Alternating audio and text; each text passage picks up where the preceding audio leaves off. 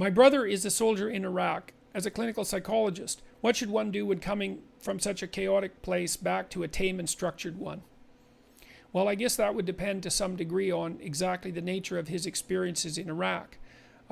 So it's hard for me to elaborate on that further. I mean, I would say, though, that one thing he could really do, and this is somewhat self-serving, or could appear to be somewhat self-serving, I suppose, is I would strongly recommend that your brother do the self-authoring suite when he comes back, because it'll help him, and probably concentrate on the future authoring program to begin with, because it might take a while when he gets back before he can meditate on his experiences without that meditation being harmful. So, for example, there's pretty good evidence if you've had a traumatic experience that you shouldn't re-subject yourself to the traumatic experience repeatedly before, say, about 18 months or something like that is passed. And it isn't exactly obvious why that's the case, but there's a pretty good literature indicating that it is.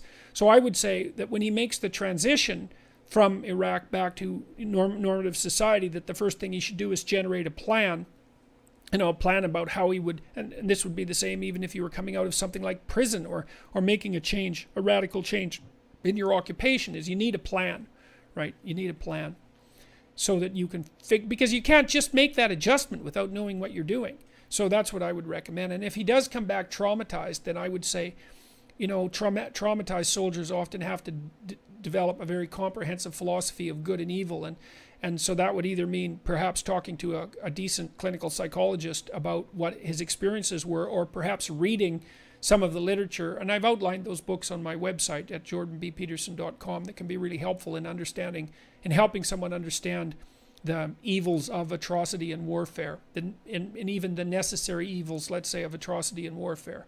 So